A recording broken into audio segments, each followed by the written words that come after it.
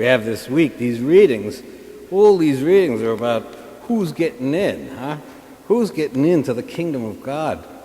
You know, and naturally I think that starts, or I know it always does with me, that whenever I start considering that, it always begins with, well, obviously I'm getting in. And I think these readings kind of challenge that presumption. Huh? Presumption. You remember that word? Presumption. That's a sin. That don't worry, God will forgive me. Everything's going to be all right. Short version of that, get to confession. In this gospel passage, so just for context, this is happening right after the chief priests and the elders had gone to Jesus, and they said, you know, by whose authority are you doing what you're doing? Who gave you the authority to say these things that you're saying? In effect, what they were saying was, we know God. We have it together. Why are you challenging us? We've already got this down. You can leave us alone. Well, this week, we've been doing, this past week, we had 3 sessions of confirmations. We've got 1 more to go tomorrow night. And when I'm doing that, I'm saying to the kids all the time, please don't allow this to be you.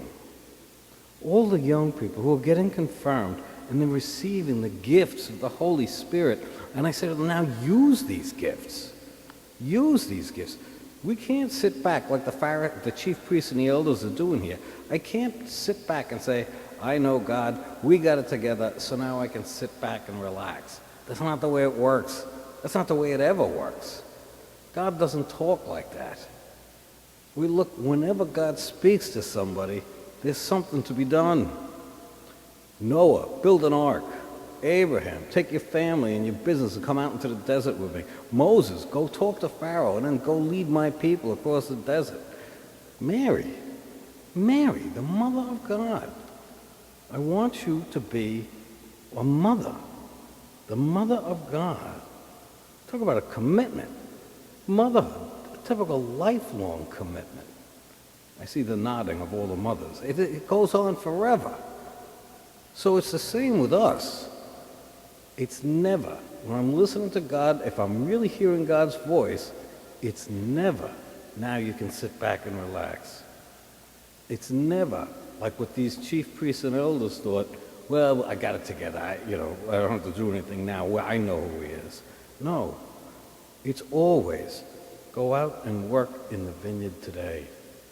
I have something for you. You're part of my plan.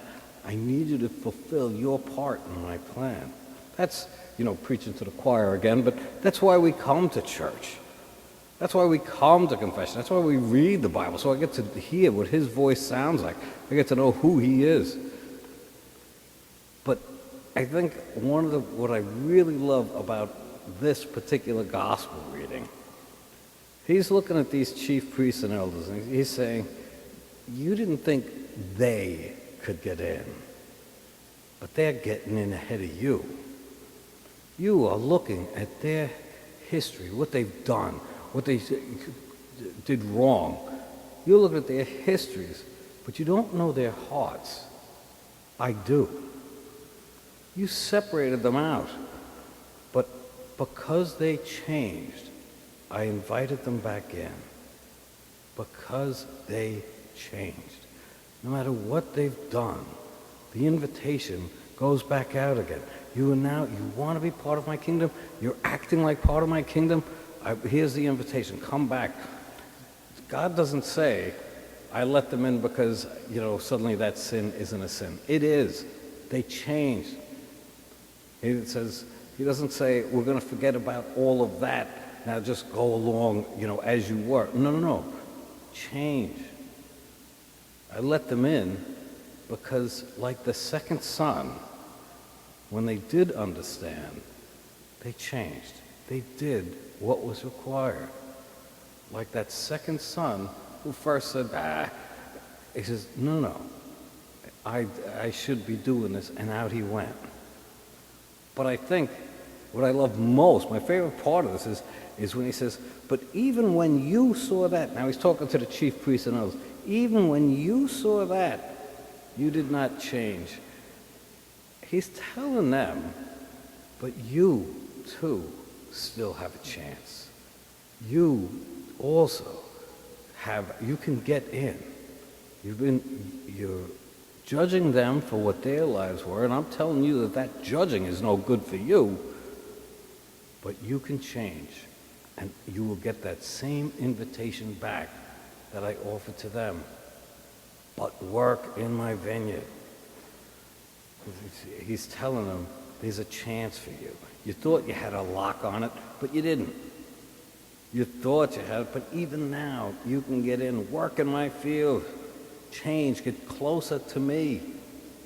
Maybe you do know me. He's looking at them, but you chief priests and elders, that you can recite long passages out of the scriptures. You can do all of this, but you don't know me well. You know me imperfectly. Come closer. Come closer to me and be part of my kingdom. The invitation isn't just for them, it's for all, even you. So, this parable isn't simply about putting them in their place. You know, if you sit standing there on the side and you want Jesus to say, you got them. It's about urging them to get better too. It's urging the chief priests and elders, there's still a chance. I want you to work at this. It's not like they were all sitting around and starting to clap and say, Jesus really shut them down. It's about, I have a plan, and I want you to be a part of it. You know, some of this, I was thinking about this particular message, and I'm thinking about it this year as we're entering, and as in every other years, we enter into an election season, and the political debates, which get so anti-everything that it isn't about what can be better. It's about, that's what's wrong with this guy. I'm not picking a side because they're both doing it. The other side is incompetent. The other side is unable to fulfill this role. The other side has this, that, or the other in their history. It seems like the goal is not that I have this plan to make us better. The goal is, shut him up. How often I say to the kids all the time, I say, you don't get bigger by making somebody else smaller. But they turn on the TV and this is what they see. We aren't looking for, don't tell me what's wrong with him. We are looking for, what is your plan? How are you going to make this better for us, including that other side? How are you going to make this, instead of dividing and saying, this is this group, how are you going to make us again? I pray that we don't get dragged into that mud of slander and judgment, but truly look for the plan. What will be better?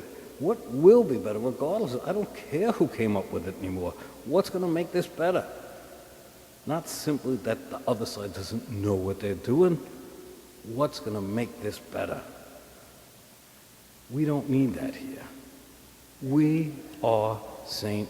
Raphael's, period. I said it over and over again. We are St. Raphael's. We are a parish. It's not just that we're 6,000 some odd families that sometimes show up under the same roof. We are a parish. We are St. Raphael's. You know, unfortunately, this week, during the week, is our patron saint day. And it kills me. It kills me that we're not having, you know, as we have in past years, picnics and all of this other stuff that I would love to be having to recognize them.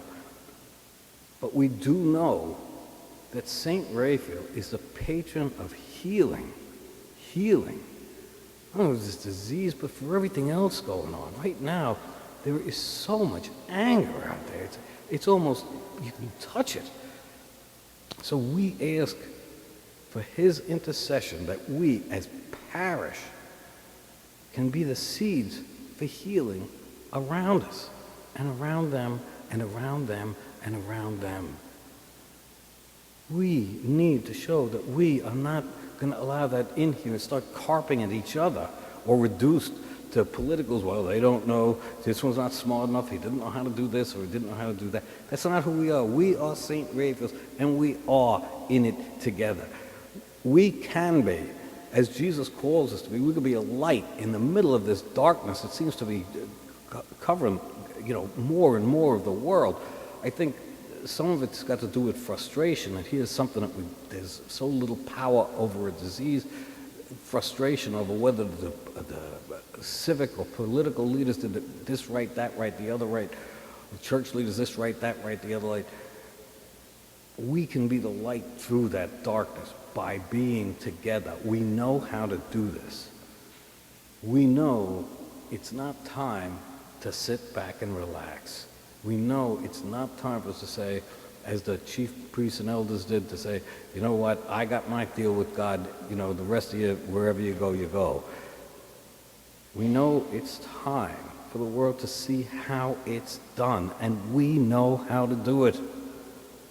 As this world spirals into anger and accusation, we know who we are. And as we show it, when I show it, as we're returning to work, as we're returning to school, listen, I'm not going to get involved in this discussion, or I'm not going to get involved in this finger pointing, or I'm not going to get involved in this dragging down somebody else or accusing of this. We are St. Raphael's. We are in it together. We are in it together. And we're in it together with him, and that's what makes the difference. We're not just a bunch of people holding hands that, oh, isn't this great and isn't this one. We're in it together with you. There is a plan. You're calling us now, especially us, work in my vineyards because they're getting lost out there. We know how this works. We have a patron saint that says it can be healed. I have a God that says there's a plan at the end. We have a parish that we can look at each other as people that we know and care about. Not somebody else to say, well, they were in my pew this week, or, we're here because we are a parish, not simply because this is where I happen to live or I'm in this geographic area. We are a parish. Again, we are St. Raphael's, and we're in it together.